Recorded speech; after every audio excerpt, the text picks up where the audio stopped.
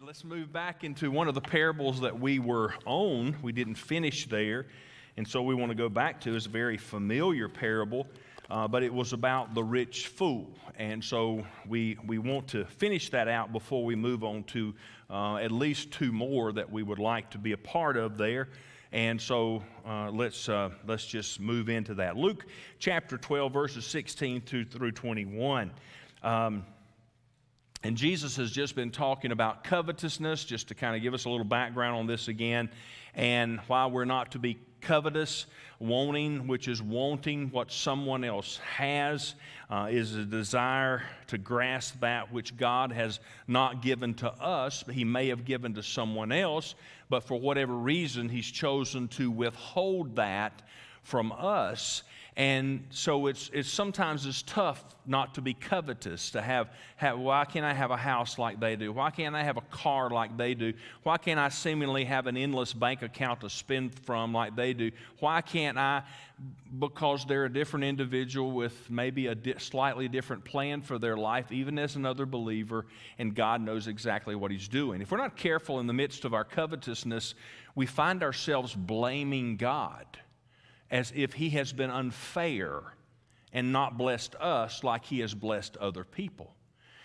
Many times people that have great riches, of course, Jesus talked about that many times it's easier for a camel to go through the eye of a needle than for a rich person to get into heaven, because their eyes are upon their riches rather than using them for His honor and glory. Thank God for those who use great riches for His honor, for His glory. So He's been speaking this particular parable here, and in the process, the rich fool has said here, a certain rich man, his crops yielded plentifully, and he didn't have enough barn space, and so he said, I'll tear down those barns, and I'll build bigger barns, and I will put my crops in there, and then I will sit back, and I will eat and drink and be merry, and I will kind of like say, well done, you've done well in your life. In other words, he said, I can sit back and just kind of rest on my laurels.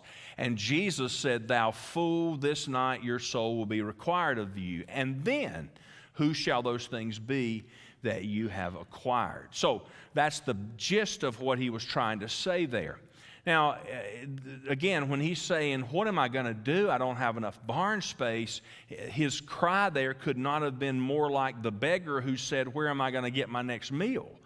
Because it was anxiety in either way. Sometimes those who are very rich can't sleep well at night because they're always wondering who's trying to get something of what they have. Who's going to steal this? Who's going to try to get this? Who's going to come asking for this? Who do I have to say no to today? Who do I have to, how do I do this? Who's even close to me that may not be guarding some of my money in the right way? So they can be very anxious in their own particular way. And remember, we said that a Roman proverb was that money or riches are like salt water. The more that you drink, the thirstier you get. How much is enough money? The richest people in the world, they'll say a little bit more, a little bit more. So he's saying, what shall I do? And he said, this is what I'm going to do. He had his own plan for his life. And a great statement that was made many years ago is, seek the things of this world and you'll end up getting nothing. Seek heaven, and you'll get heaven as well as many things in this world. It's a matter of setting our priorities to where they need to be. Jesus said it this way, lay up for yourselves treasures in heaven, so moth and rust and thief cannot break in to steal, and it's protected in that way. So it causes us to ask the question, how much are we laying up on the other side? Are we more concerned with what we may leave for those who come behind us? Are we more concerned with that kind of thing than we are actually of what am I doing with what I have, because I am a steward of everything. It's not that I've necessarily made this, earned this. God has given it to me, and I'm simply a steward because He's the master. Remember the old Jewish proverb, a baby comes into this world grasping, and he goes out, man goes out of this world with his hands wide open, taking nothing with him. So we take nothing with us. So what have we done? How have we done that which we come up with in the end? So he comes up with this, and he says, you fool. This night your soul is going to be required, but you're going to die. What has been of heavenly worth? What has been done with your soul? And really, that's all that matters. What's the first thing you think about when someone dies? You know, first thing I thought about when Dr. Stanley died was he's gone on to his reward. He's lived a faithful life. He's gone on to his reward. Sometimes people die and we're not even sure where they are. We ought to think about, is it heaven or is it hell? Since Jesus said the majority, it's going to be hell because it's the broad way, and the minority is really heaven, the real believers. So we ought to think about it ourselves. What are we spending our life for, and is it really anchored? And of course, this rich fool led his whole life just mounting up riches, living for himself, and he comes a time to sit back and get ready to enjoy it. He was going to enjoy his life, what he had made, and how he was going to have everything, and he had nothing. And they carried him out and buried him. Too many spend no time thinking about eternity, and that's what Jesus is saying here. There's nothing wrong with getting things. What are you using them for? How are you using them for the glory of God? How do we use what we've been given in this life? Yesterday, I taught at Fruitland again, the class that I have, and just trying to instruct these young folks in the fact of, you know, you need to be, even as you're studying for some sort of ministry, it could be as a counselor, it could be as a children's worker, a youth worker, it could be a music person, it could be a pastor, it could be a missionary, whatever it is. Even if you're working a little part-time job now, you need to be tithing. And I said, you need to be able, that needs to be tracked even as you go into a church and you are on staff. It ought to be said of you that you've been faithful and you certainly have done what you should be doing in that way. And you can tell by some of the looks that had not crossed their mind.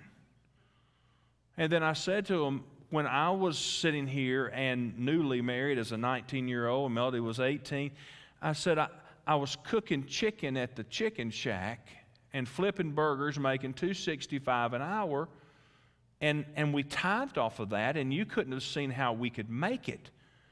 But I was just doing what we should be doing, and through the years and increases, God blessed. And so where you are now, part-time job, anything you get, you need to be faithful, and you will be the same way.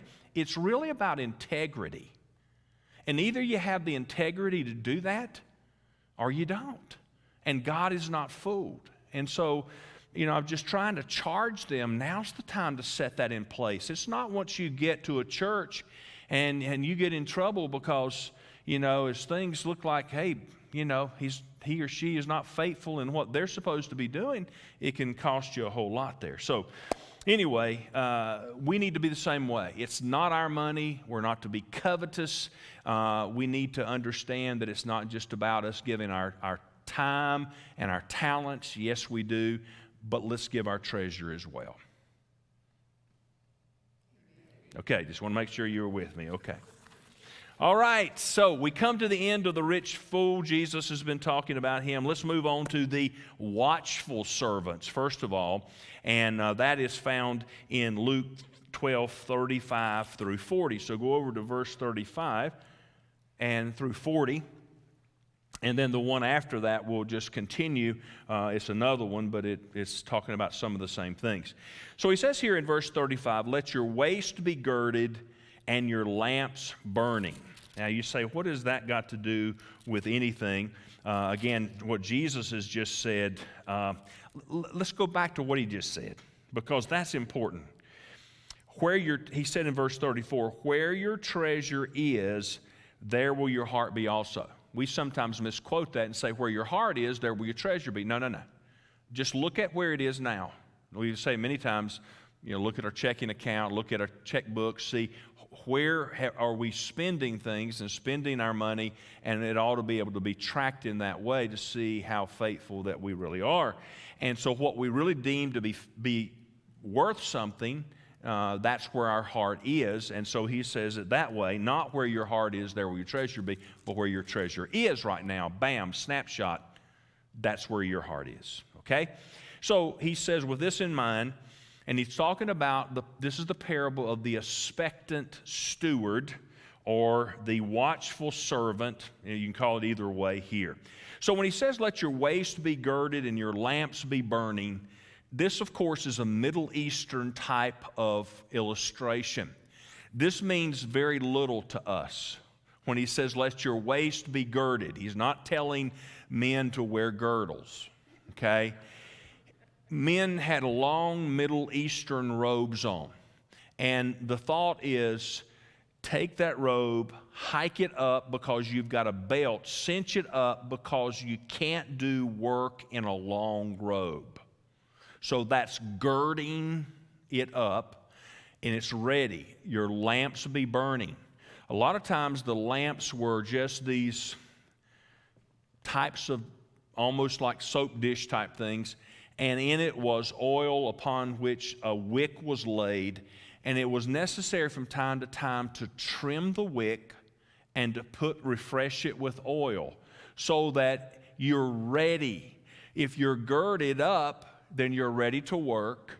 If your lamp is burning, you can see to work, you're prepared. And so it's talking about preparedness as he gets into this parable. Now, they understood that well. It's just we have to understand that in this day and time in order to understand what he's really saying here. So he says, and yourselves be like men who wait for their master when he will return from the wedding, that when he comes and knocks, they may open to him immediately. So the master has gone away, and the picture is the servants are sitting there waiting upon the master to return so that when he comes, they can open the door. Even if it's at night, they can give him a burning lamp, perhaps, or torch, in order to be able to see. And then they can sit him down for a meal, and that he can and when he knocks, it says here, and he comes in immediately. Blessed are those servants whom their master, when he comes, will find watching, and assuredly that he will gird himself and have them sit down to eat, and will come and serve them. So he's really saying, be prepared, ready to serve your master, and in the end, you'll be served as well in the process of doing what you're supposed to be doing. So this is the expectant steward. And he's using this illustration to say our master has gone into heaven, and he's going to return. When is he going to return? We don't know.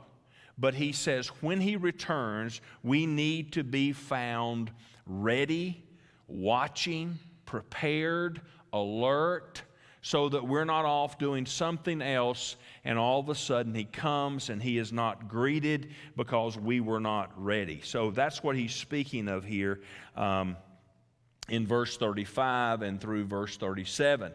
And it says in verse 38, if he should come in the second watch, what's the second watch of the night?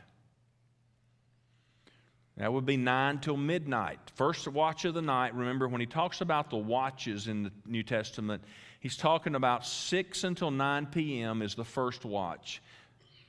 9 to midnight is the second watch. Midnight to 3 is the third watch. And 3 to 6 is the fourth watch.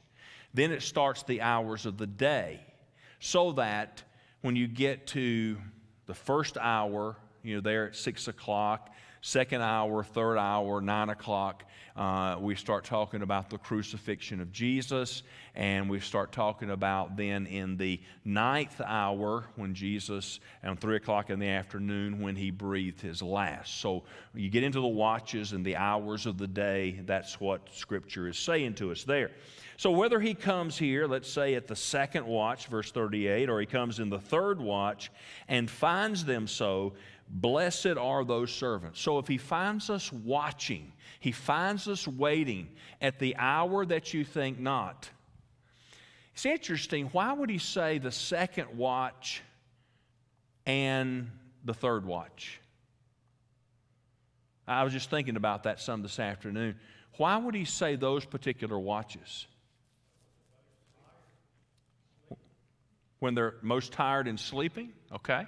And I would say the sleeping thing certainly goes along with that as well, that everything has been done. Even when it's time, you say we shouldn't ever sleep. That's not what he's saying. Is everything done? Did you get everything done? Are your accounts short? You've taken care of everything so that the job is fully done? Or is it half done? Or is it put off to another day? For when he comes, there'll be nothing else we could do. Those things we intended to do one day will never get done. Those people that we intended to speak to, intended to try to do this for, never gets done, or halfway done and just not finished. And so he says you need to be prepared. So in those hours when the sun went down, usually, you know, as a lot of the older people in our grandparents would do, that we'd say they went to bed with the what? Chickens, okay? And of course they would get up with the chickens at the crowing. So sometimes, you know, it's nothing for people now to say, boy, I wake up every morning at 4 o'clock or 4:30 or 5 o'clock and you're up early. So these are the sleeping nights. Is everything done, everything prepared?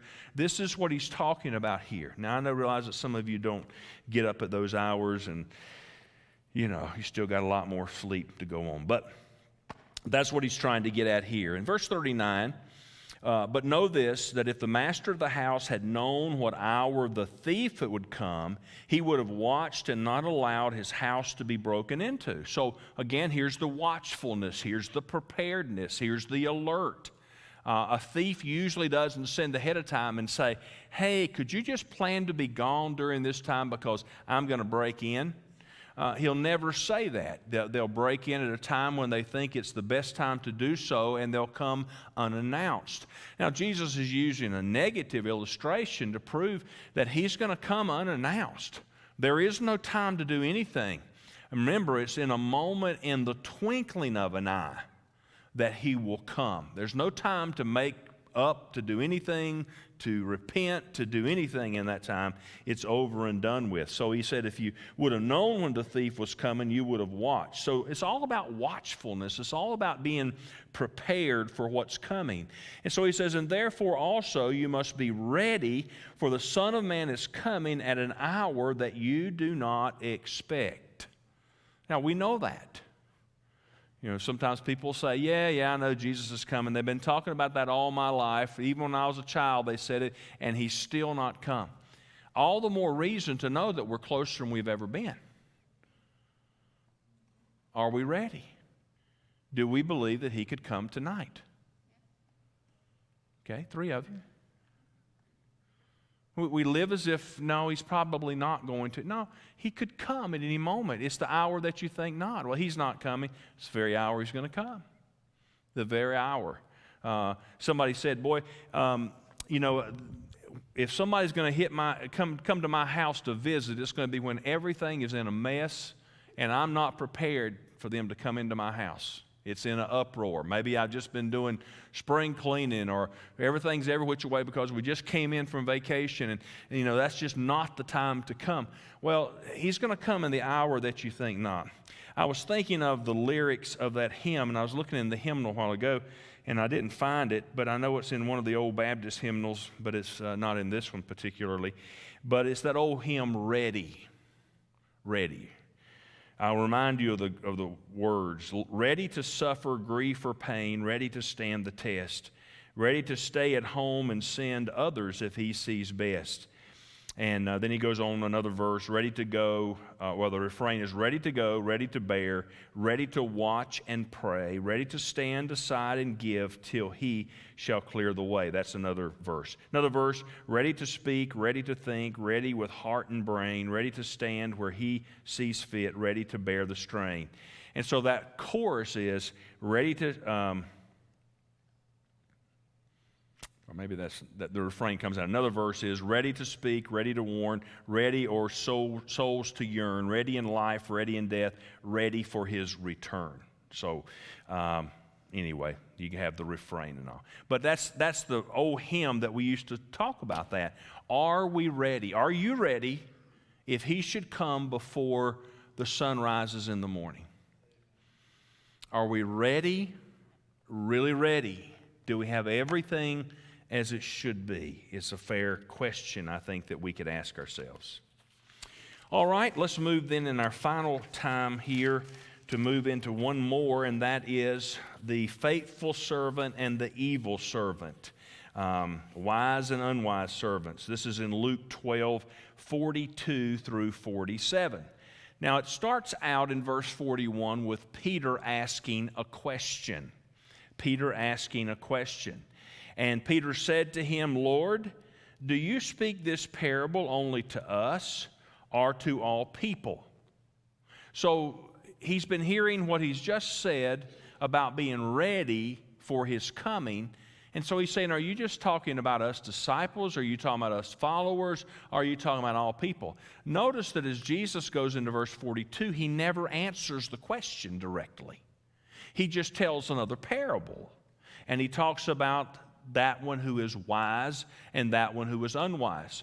So what he says in that really gives us the picture that he's talking about believers and unbelievers here when he's talking about being ready and being prepared and being faithful, or else we're not. And so Jesus is not directly answering his question, but he implies that this is for all people and especially for all believers here.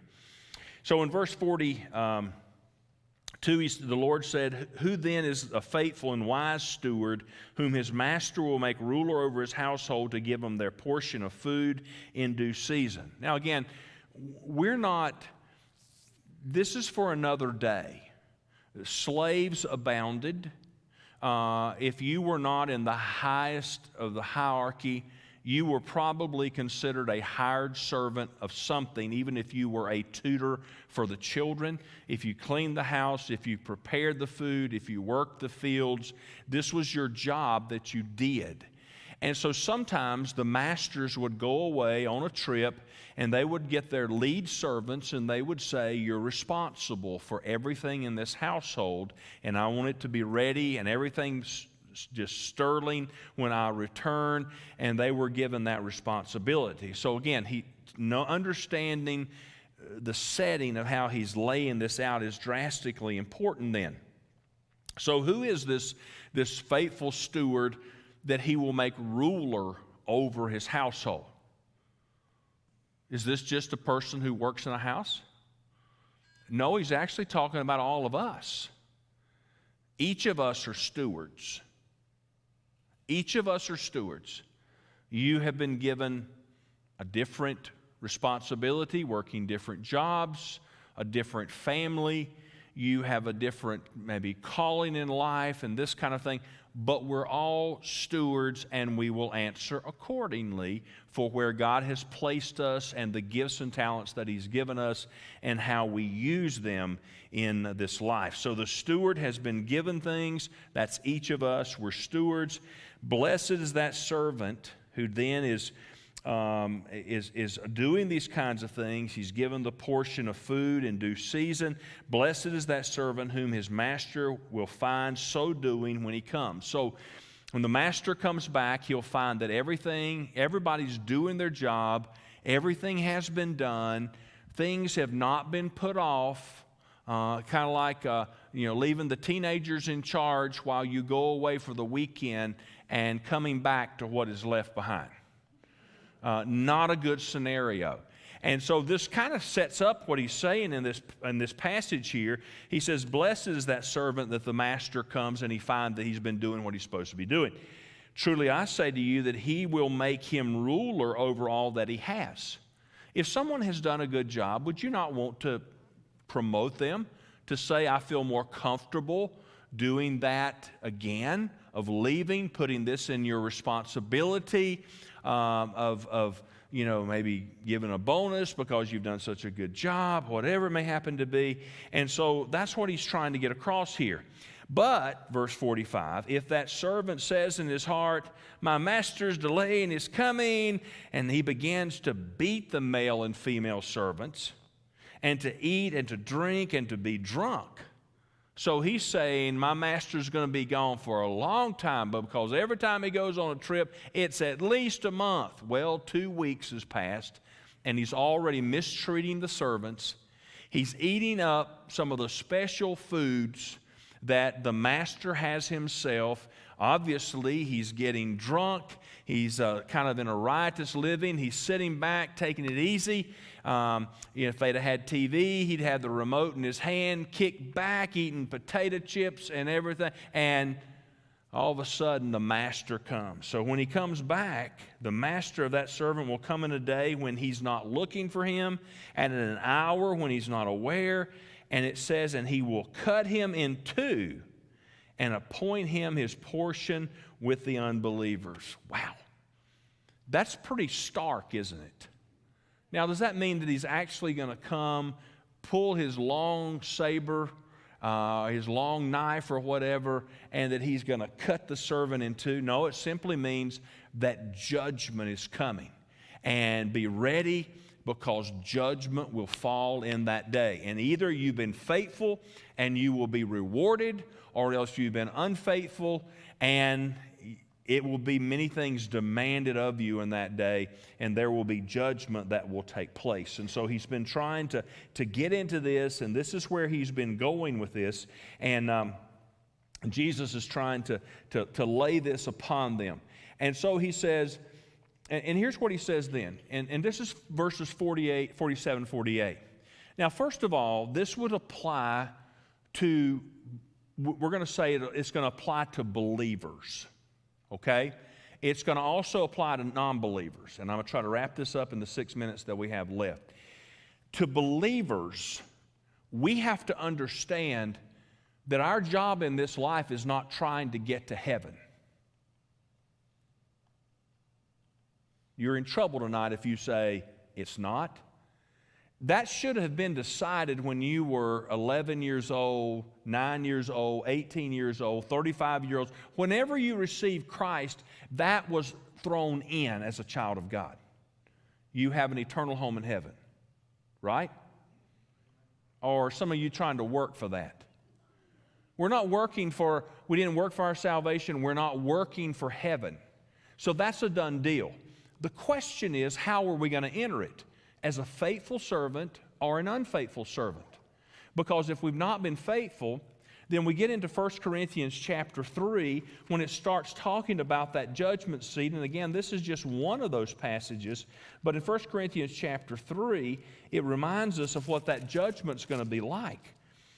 Because he says verses 13 through 15, he's been talking about the fellow workers, and if they laid a foundation, that's good. Verse 12, if anyone builds on this foundation with gold, silver, precious stones, wood, hay, and straw, that's the different types of rewards that could be given. Each one's work will become clear, for the day will declare it, because it will be revealed by fire. And the fire will test each one's work of what sort it is. If anyone's work which he has built it endures, he will receive a reward. If anyone's work is burned, he will suffer loss, but he himself will be saved as of through fire.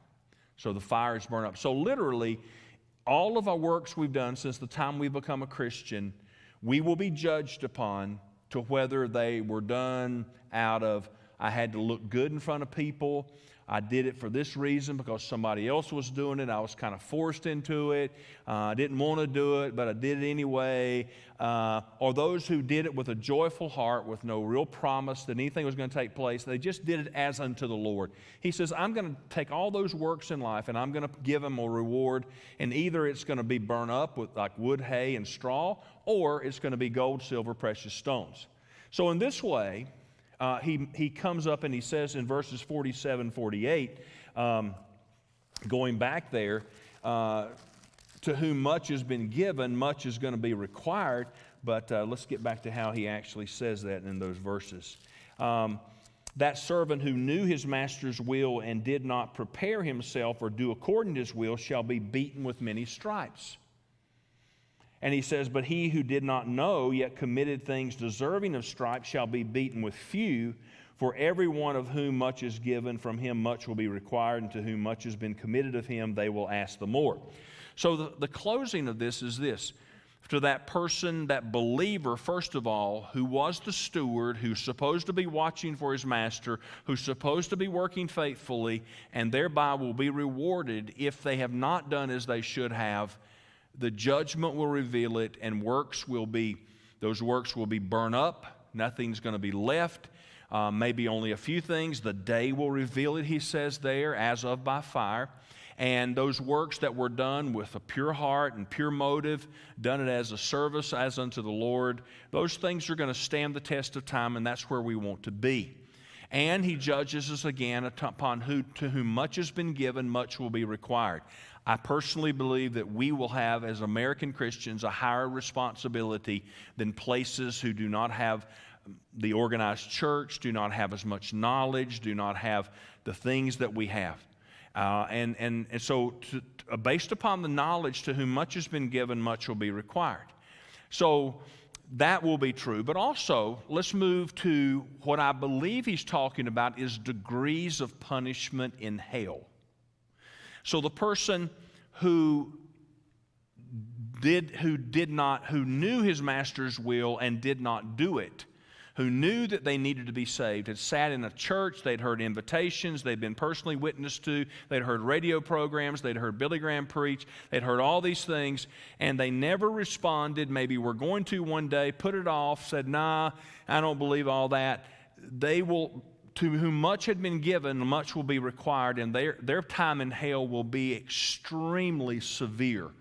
That person who never had the aspect of, let's say, living in the South and the Bible Belt and the gospel presented as much as it is, that person in a place in Africa that's very remote, that place in another country there, and God knows all this, and did not have the opportunities that we have, though they will still go there to hell based on the fact they did not receive Jesus, their punishment will be, though horrible in outer darkness, and punishment will not be as severe as that person who time and time again rejected the call of God. Does that make sense?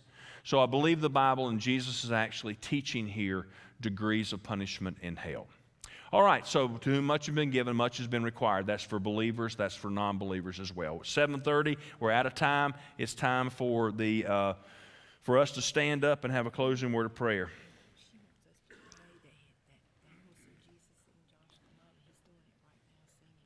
Okay. All right, and just in a closing prayer tonight, our